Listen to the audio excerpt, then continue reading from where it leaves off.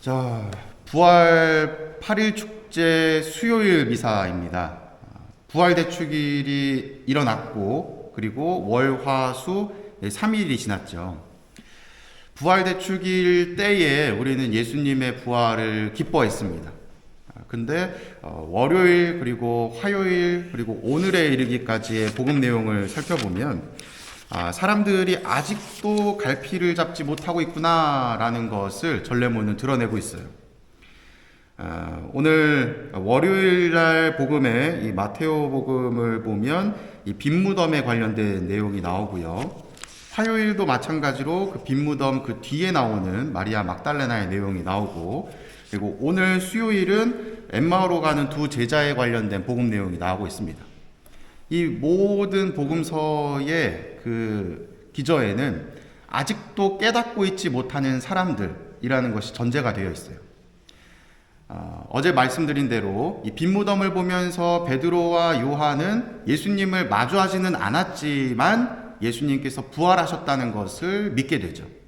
그리고 빈무덤을 가장 먼저 발견했었던 마리아 막달레나는 그 즉시 깨닫는 것이 아니라 천사도 보고 또 예수님을 직접 마주보고 마리아야 라쁘니 하면서 그제서야 스승님이시구나, 주님이시구나 하고 깨닫게 되는, 이 점진적으로 깨닫게 되는 과정을 살펴볼 수가 있었습니다.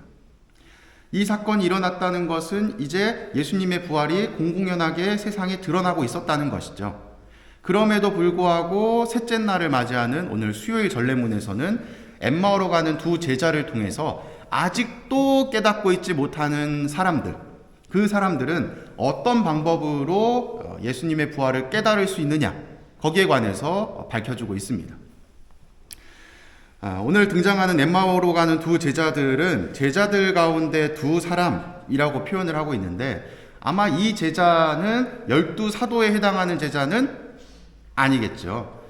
예수님께서 직접 너희들을 내가 12명의 사도들 나의 말씀 선포의 도구로 쓰겠다 하고 뽑았던 인물은 아니지만, 예수님의 뜻을 따라서 살아갔었던 수많은 제자들 중에 아마도 이제 복음서에서 표현하기로는 72명의 제자, 파견되었던 72명의 제자 가운데 둘이 아니겠느냐라고 이야기를 하고 있습니다.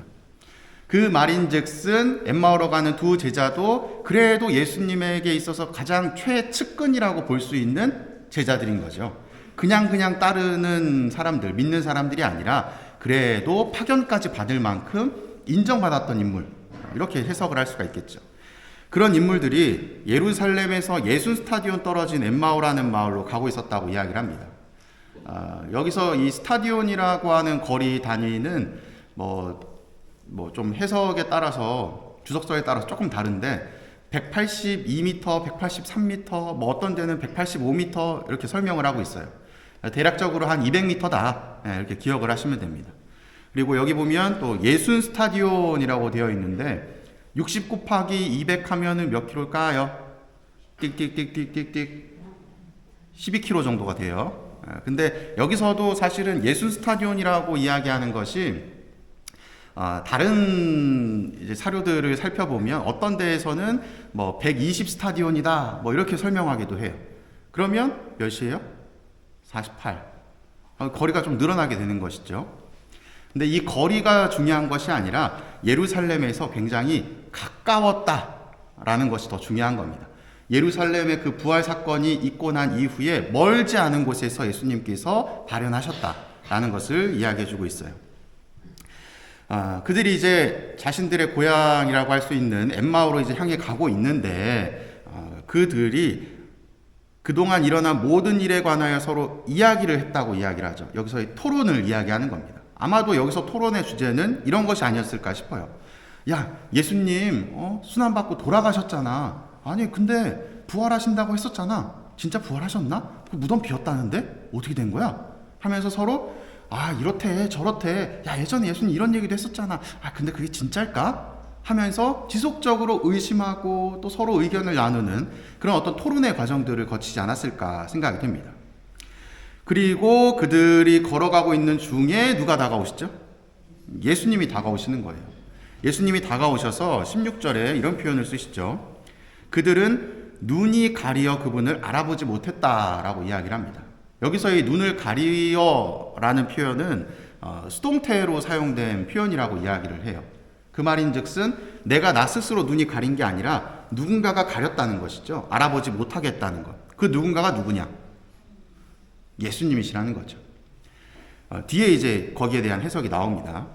그렇기 때문에 이 두 제자는 예수님이 예수님이신 줄을 모르고 걸어가게 되었다고 하죠. 그러면서 예수님께 아니 당신은 지금 이 굉장한 큰 이슈가 된 이 사건 당신은 모르시오? 우리는 지금 거기에 관해서 토론하고 있는데 당신은 어떻게 생각하시오? 하면서 이러저러한 얘기들이 이제 오고 갔겠죠. 그 이후에 뭐라고 여기 복음서에 나오냐면 이들의 이 엠마오로 가는 두 제자가 평소에 예수 그리스도에 관해서 갖고 있었던 생각이 딱 드러나는 포인트가 있어요. 그게 뭐냐면 21절에 우리는 그분이야말로 이스라엘을 해방하실 분이라고 기대하였습니다 라고 고백하고 있어요. 이스라엘을 해방시킨다라고 하는 표현은 신앙적으로 하느님과 일치된 관계를 이룰 뿐이 아니라 이스라엘이 다양한 강대국 속에서 핍박받고 있었던 상황, 그 상황에서 벗어나게 해줄 세상적 임금을 뜻하는 겁니다. 엠마오로 가는 두 제자는 예수님을 이 구원자라고 생각했던 것이 아니라 세상의 임금이라고 생각했던 것이죠. 그랬기 때문에 예수님께서는 그들의 눈을 가리우셔서 깨닫지 못하도록 하고 계신 겁니다. 그 이후에 이제 예수님께서는 설명들을 이렇게 쭉 해주시죠. 이스라엘 예루살렘에서 있었던 일들, 그리고 예수님께서 그간에 말씀하셨던 것들, 그리고 또 구약과 성경의 예언서들에서 이야기했었던 수많은 이야기들, 그것이 어떤 의미인지를 설명을 해주십니다. 그러면서 어리석은 자들아, 예언자들이 말한 모든 것을 믿는데 마음이 어찌 이리 굼뜨냐 하면서 이 성경 말씀을 해석을 해주시는데, 여기서의 성경 말씀을 해석해주는 부분을 뭐라고 표현을 하냐면, 예수 그리스도께서 이제 돌아가시고 부활하셨잖아요. 이것을 기리는 어찌 보면 하나의 이제 예식이라고 표현할 수 있는, 전례라고 표현할 수 있는 것이 우리가 이 미사이죠. 이 미사의 예형을 여기서 살펴볼 수 있다라고 이야기를 하는 겁니다. 예수님께서 그간에 설명되었던 성경 말씀을 해석해 주는 것, 이것을 미사 안에서 본다면 뭘까요? 말씀의 전례에 해당이 되는 겁니다.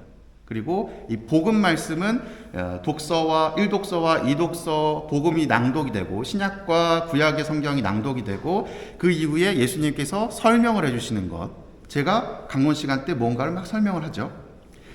거기에 해당되는 내용이다 라고 이야기를 해요. 그리고 그 뒤에 예수님께서 그 엠마오로 가는 두 제자들과 집에 머무셔서 이 빵을 쪼개고 음식을 나누는 모습을 보여주시죠. 이 모습은 미사 안에서 어떤 모습이라고 표현할 수 있죠? 성찬의 전례라고 표현을 할 수가 있습니다. 이 부활의 기쁨을 기억하는 이 순간을 함께 제자들과 나눌 때에 비로소 제자들은 어떻게 되었다? 가렸던 눈이 이제는 트여지게 되는 거예요. 누구로 인해서? 예수님으로 인해서 가려졌던 것이 이제 보이게 되는 겁니다. 여기서도 마찬가지로 사용되는 표현은 수동태예요. 그들 스스로가 깨닫게 된 것이 아니라 예수님께서 깨닫도록 해주신 겁니다. 여기서 살펴볼 수 있는 부분이 무엇이냐면, 엠마오로 가는 두 제자가 만난 예수님, 그 예수님께서 우리를 어떻게 이끌어주고 계시는가? 우리가 늘 그냥 습관적으로 혹은 중요하다라고 이야기하지만 막상 미사 참례를 해서는 이게 중요한지 아닌지 헷갈리고 어떤 감동의 변화도 없는 그 미사를 통해서 부활의 기쁨을 체험하고 깨달을 수 있다는 거예요. 내가 뭔가를 노력하지 않더라도 이 자리에 함께하는 그것만으로도 예수님께서는 나를 깨닫도록 해주신다는 겁니다. 이것이 바로 미사의 은총인 것이죠. 내가 무언가를 하려고 하지 않아도 예수님께서 나를 들어 높여주시는 것, 깨닫도록 해주시는 것, 그것이 바로 미사의 은총이라고 볼 수가 있습니다. 이 때문에 아직도 부활을 깨닫고 있지 못하는 사람이 있다면 바로 미사 참례를 통해서, 그리고 말씀과 성찬례라고 하는 이 두 신비를 통해서 우리는 예수 그리스도를 만날 수 있다는 것을 오늘 복음서는 전해주고 있어요. 이러한 깨달음을 얻은 뒤에 어떤 삶을 살아야 되는가, 바로 오늘 일독서를 통해서 살펴볼 수가 있습니다. 오늘 이 일독서의 내용을 보면 이 베드로가 이런 일을 일으키시죠. 나는 은도 금도 없습니다. 그러나 내가 가진 것을 당신에게 주겠습니다. 나자렛 사람 예수 그리스도 이름으로 말합니다. 일어나 걸으시오. 그러면서 오른손을 잡아다가 일으킵니다. 이 모습을 보면 누가 떠오르죠? 예수님의 모습이 떠오르죠. 하지만 이 행동을 한 것은 예수님이 아니라 베드로였죠. 베드로가 이러한 행동을 할 수 있었던 이유는 무엇일까요? 예수님의 부활을 체험했고 예수님께 대한 확고한 믿음이 있었기 때문에 그도 예수님처럼 살려고 노력했던 겁니다. 여기서 우리가 집중해야 되는 부분은 예수님을 믿으면 나도 기적을 일으키는구나 라고 하는 그 포인트보다는 나도 예수님을 믿는다면 예수님처럼 살아야 되는구나 라고 하는 것이 더 중요한 요소라고 볼 수가 있어요. 기적을 일으키는 것, 그것은 중요한 것이 아닙니다. 우리가 예수님처럼 살려고 하다 보면 기적은 매 순간 우리에게 일어나게 되어 있어요. 그러니 조급해하지 마시고 월요일, 화요일, 수요일 제가 강론 때에 계속 주제로 삼는 나는 아직 기쁘지 않은데, 나는 아직 부활을 체험하지 못한 것 같은데 라고 조급해하지 않으셔도 된다. 어느 순간이 되면 깨닫게 되는 때도 있을 것이고, 또 부활 시기가 지나고 나서 그 시기가 아닌 다른 때여도 언제나 우리와 함께 하시면서 미사 안에서 우리를 만나주시는 그리스도를 통해서 그 부활의 기쁨을 누릴 수 있다는 겁니다. 그러니 신앙생활에 너무 조급해하지 마시고 나도 열심히 믿는데 왜 나는 베드로처럼 기적을 일으키지 못하지? 기적이 중요한 게 아닙니다. 살아내는 것이 중요한 것이죠. 나는 어떤 삶을 살아내고 있는가, 또 그리스도를 어떻게 닮아가려고 노력하고 있는가 고민해 보시는 하루가 되면 좋겠습니다. 사랑합니다.